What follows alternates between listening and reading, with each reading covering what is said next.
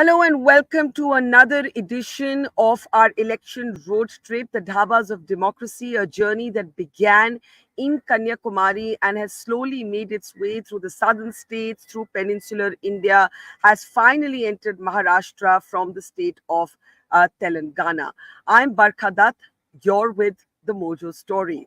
On the program today, we continue to look at the different developments of this election. Today, we'll be speaking to Sanjaya Baru, who's, of course, a well known author and former media advisor to Dr. Manmohan Singh. Sanjay Baru has a very interesting article out in the Indian Express today, arguing that not even the BJP would actually want to see a super powerful prime minister in Narendra Modi if he's all set for a third term. Dr. Baru's argument centers on the fact that whether it's the BJP or the Congress, whether it's chief ministers of one or the other side of the political trenches, nobody really wants a prime minister with too much centralized power. Instead, Dr. Baru argues that the magic figure, the sweet spot, might be 270. To talk about this very intriguing argument, and he also goes on to say that it's a myth that you need super powerful prime ministers for high growth. Let's introduce our newsmaker on the program today. Sanjay Baru is joining us. That Indian Express column is a very interesting column, Sanjay. Let's start with the basics. We don't know. None of us know ab ki baar kitne par. The Prime Minister gave a call for 400 par and aimed for 307. You actually argue in your Express column today that the sweetest spot, not just for the opposition, not just for critics of the government, but largely for the BJP itself, would be closer to 270. In fact, that's the figure you give. What is your logic? You talk about leaders like Nitin Gadkari, Rajnath Singh, how they may not want a very powerful prime minister, but some would argue that Modi is already much more powerful than the BJP. Modi is the message.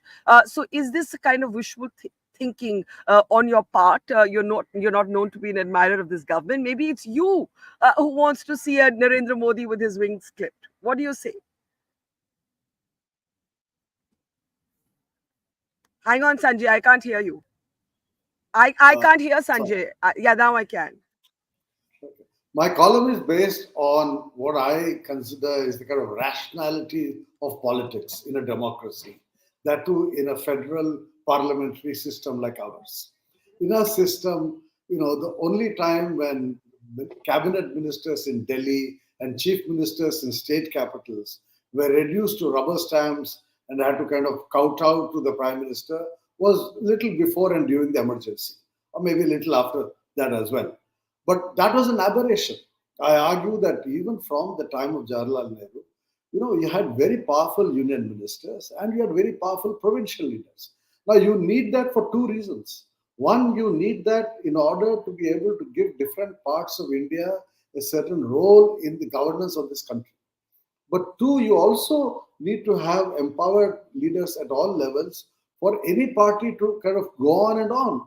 Now, look at what happened to the Congress party. Once it became what people call Parivarwad, I mean, with Indira Gandhi, Rajiv Gandhi monopolizing all power, and Rahul Gandhi, of course, got 400 kapar, right, in 1984. The party began to decline because provincial leaders, local leaders, they became weaker and weaker as the center became stronger and stronger. Now, in 2014, I can understand everybody was very happy that the BJP, everybody in the BJP was very happy that they came back to power. And in 2019, the Congress did put up a very good fight, and you had Pulwama, etc. But I think what has happened in the last 5 years, so two things have happened. One, different provincial leaders, also within the Congress party, the leaders are beginning to taste power once again. And two, almost all the important leaders in the BJP have been marginalized. Vasundhara Raje in Rajasthan, Shivraj Chauhan in Madhya Pradesh, you have Rajnath Singh. I mean, there was one chief minister who was seen as standing up to prime minister, that was Yogi Adityanath. But one can see even his kind of status has been declined. So I think there is, in my judgment, and this is based on conversations I constantly have with both journalists and active politicians, there is a feeling that look, you need a prime minister who needs us. Every minister would like to be seen as someone relevant. I mean, recently I was at a meeting where Rajiv Chandrasekhar was asked, tell us something about what you do in your ministry. And he went on and on about how, Prime Minister asked me to do this, I did this. Prime Minister asked me to do this, I did this. Prime Minister asked me to do this, I did this.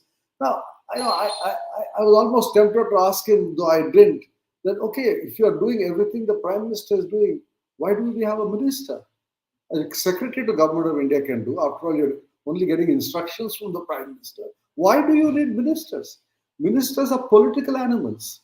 They bring ideas to the government. They bring, different facets of society to bear upon policy making.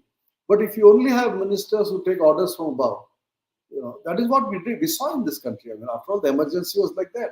I mentioned in my column today how, I come from Telangana, a state you have been traveling through the last few days. In Telangana, how did Rajiv Gandhi insult Anjaya? And that was one thing that N.T. Ramarao picked up, self-respect of the Telugu people, and launched the Telugu Desam, which wiped out the Congress. And I think that is a reminder for all people who behave like that from Delhi, that provincial leaders are leaders. I mean, Naveen Patnaik is a leader in Orissa. Mamata Banerjee is a leader in Bengal. KCR and Revant Reddy are leaders in Telangana. Jagan and Chandrababu Naidu are leaders in Andhra. So every state has its leadership.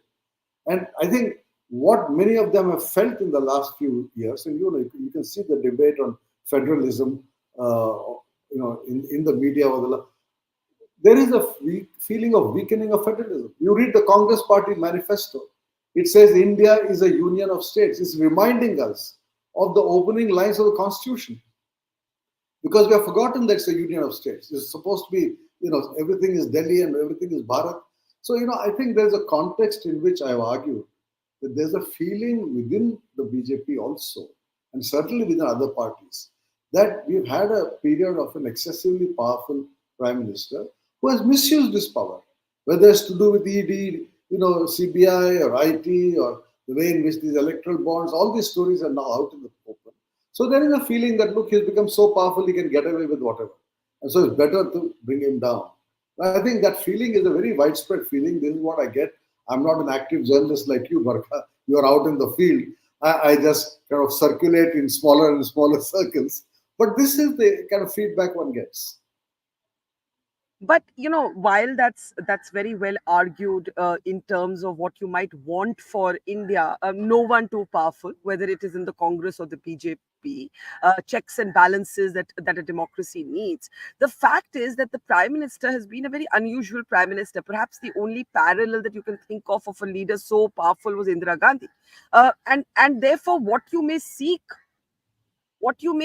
for India may not be how voters respond. One of the reasons that voters like him is because he's this alpha Prime Minister. So I guess what I'm asking you is how much of your argument is based on what you'd like to see, and how much of it is based on what you think people actually feel. Well, as I said, you are in the field. I am sitting at home.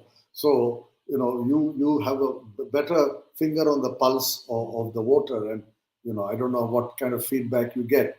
But whatever little I see in the media, and as I said, from conversations, I think there's a growing feeling of excessive tanashahi, as it's called, excessive concentration of power. And I've heard a lot of voices. You go to social media, you listen to voices across. I've heard these voices of people who say, it's gone too far. It's just gone too far. And I do think that we have an inbuilt corrective in a democracy. And in Indian democracy, we've seen it again and again. After all, how did Indira Gandhi lose after the emergency? You didn't have television. You didn't have the kind of technology that Modi has to project himself. But how did she lose the election? She controlled Doordarshan. She controlled the media. The censorship of the media, worse than, in some ways, what we have seen. But yet she lost. And she lost because there's a feeling that this has gone on too far. And I think that sentiment that's gone too far is a very widespread sentiment. I can tell you one thing. I keep writing, as you know, columns is part of the job. With journalists can't stop writing. But I have not got the kind of response to this column that I've got in a long time. Since the morning, I'm getting two kinds of response. One of great praise from a lot of people, some of them who have not been in touch with me for 10, 15 years. And then a lot of abuse on Twitter, the Modi ki Parivar chaps with the tagline, full of abuse. Oh, this guy didn't get Rajya Sabha, this guy didn't get this, that's, so the usual abuse which you read on social media. So both of them suggest to me that I've struck a chord. I mean, when a large number of people who are not even in touch with me for a long time react positively, and a significant number abuse me, then I seem to have touched a chord. And I think it's important to say that while you may be seen today as a Modi critic, you're actually saying historically, when we look at the politics of India, even when there has been a super powerful Congress prime minister, chief ministers have not liked it, state colleagues, state leaders have not liked it. You're not just making a point about the BJP. You're making a point about both the BJP and the Congress. You're making a point about India. You're making a point about checks and balances.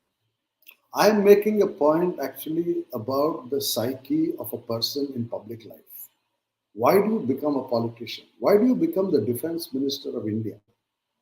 You've been the president of the party, and you have to stand like a shadow now next to the prime minister. We've seen all those videos. Somebody comes with a garland, and Mr. Rajnath Singh has to step aside so that the garland by accident doesn't fall on his head. You know, what does it tell you? Now, these are, you are in politics because you're seeking power. Let's face it, politics is essentially about power. And then there is the use of power and the misuse of power. But politics is about power. From a sarpanch in a village who contests to become a sarpanch, a Zilla Parishad chairman, an MLA, an MP, they are all in the business of securing power. And some would say to do good to the people. Some may think that it's in order to make money or float a business, whatever. But at the end of the day, you're seeking power. But if all of that power gets concentrated in one person or in two persons, then everybody else has to be a supplicant. So my argument is not just based on hearsay and data, etc. It's also based on the psyche of a politician. I've been in this business as you have been for a long time. We've met all kinds of politicians at all levels. From the district level, I've seen politicians from my student days. And then you know why a person gets into public life, why they spend time, effort, energy. You're traveling all around India, Barkha. Why do you do that? You do that because you're a media person. This is your job. This is what gives you the high, right? Now, why does somebody sweat it out in this May, June sun to contest an election? Yeah, because he wants power. At the end of the day, he wants to use that power. And if you create a system in which the chief minister of Rajasthan is just some kaun kiska, or of Gujarat is a kaun kiska, and we've had this kaun kiska chief ministers in the past also.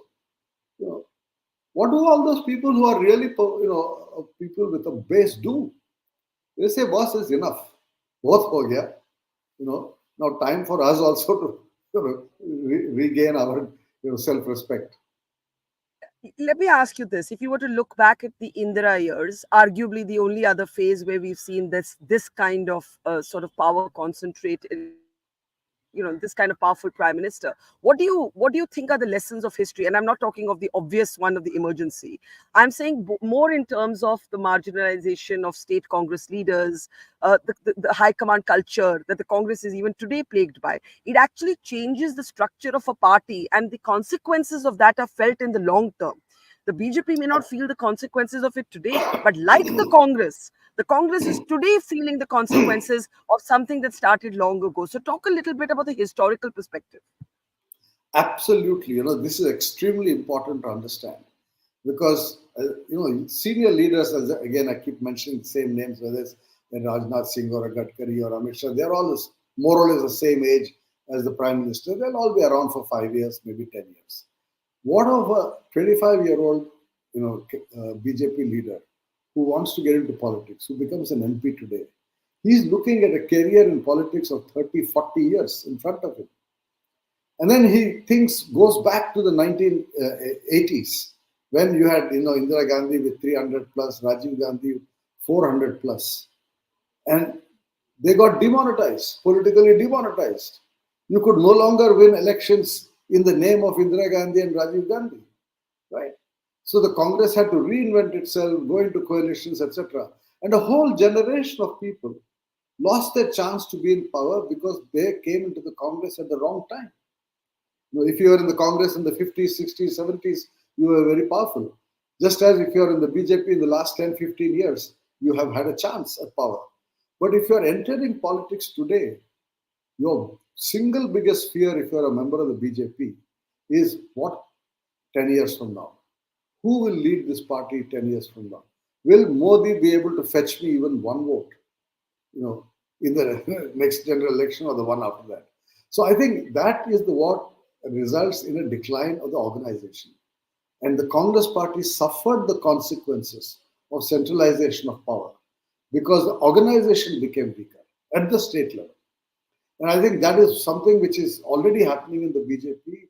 Of course, they have the protection of the RSS, which is a very disciplined force, and the RSS cadre go out and secure support for the BJP. But within the BJP itself, I mean, within it as a political party where people come into politics, and they don't come in through the RSS route, but come through student bodies, they come through other political organizations, and then join the party and become leaders.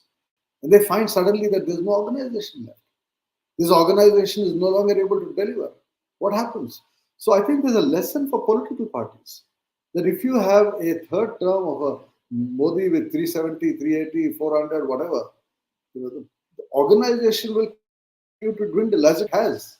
In my judgment, already there's a dwindling, and without the support of the RSS, the Hindu Mahasabha, etc., all these Hindu organizations, the party as a party would not be able to deliver votes.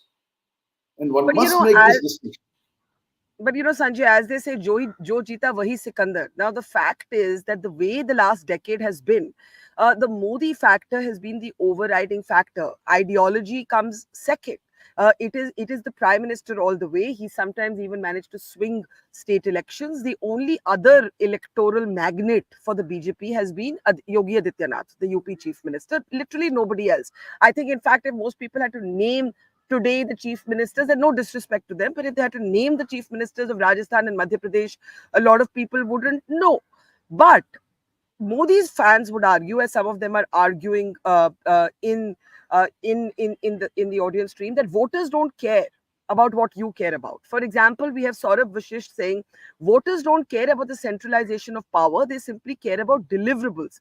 And it was UPA's policy paralysis that led to the surge in the vote percentage for the BJP. The argument being that somehow the argument around democracy, centralization, and individual being too powerful remains esoteric, remains a subject for academia. How do you make voters care about it? No, it's not the voters that is relevant to my argument. It's the organization, right? So if the organization is able to deliver the voters to the polling booth on the voting day, the party has. That is how political parties have won elections in all political parties. I think the point I'm trying to make is when the organization becomes dispirited, when local leaders become dispirited, when they sit at home. I mean, I give the example often to people of 2015 when Kejriwal won the assembly elections in Delhi. It was a classic example where the BJP in Delhi sat at home because they were unhappy with the way in which the first Modi government was constituted, you know, and therefore there was an unhappiness organizationally in the BJP. I know this. I live in Delhi. I know a lot of them told this to me. That at that time there was a feeling that look, we haven't got what we deserve for whatever we were able to do, and the fact is that Kejriwal took advantage of that. So what I'm saying is that the organization gets weakened even if the prime minister is able to reach out to the voter directly. On voting day, it's the organization that delivers the vote, and I think that is where a dispirited cadre will not deliver that vote. And I think partly the decline in voting percentages, which you have seen in the first and second phase, and many of you have commented on this, I'm not the only one saying it, was because of this factor. So you do see a 5% drop in voting because people are staying at home. Come to the turnout that and say to you that, I mean, through my travels it doesn't feel, and the health warning is that I've mostly been in the southern states of Tamil Nadu, Kerala, Karnataka, Telangana, a little bit of Andhra, and now Maharashtra. So I have not been in the north yet.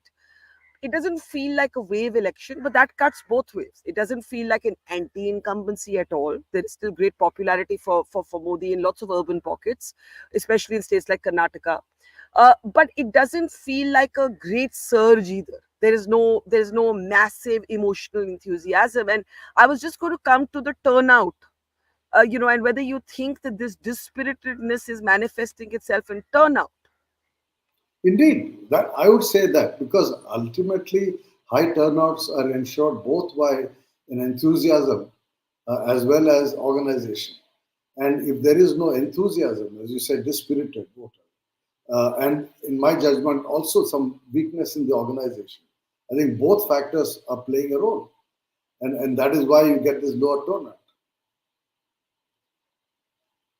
Let me ask you in the end. Your column ends, the Indian Express column that is become such a talking point. It ends with the argument about whether coalitions or, in quote, weak prime ministers are better for growth than very strong ones. And this has been a big debate. Talk a little bit about this. You make the argument that there's nothing to suggest that India's growth story needs a super powerful prime minister. Yes, yes, actually, the data there is solidly on my side. And that is purely a data driven argument. You look at the worst years for the Indian economy, not worst meaning slow growth years for the Indian economy, not the period when Nehru was prime minister. When Nehru was prime minister, India did remarkably well by historical standards, by Asian standards, compared to even China. We did reasonably well in the 50s. It's the Indira Gandhi years, the 70s particularly, when she's all powerful, that the economy faltered. Then you had this sustained growth for 25 years, from 1991 to 2015, right? We had this sustained economic growth under three quote unquote weak prime ministers, heads of coalition governments, two of them even minority prime ministers, heavily dependent on allies, that is Vajpayee and Manmohan Singh.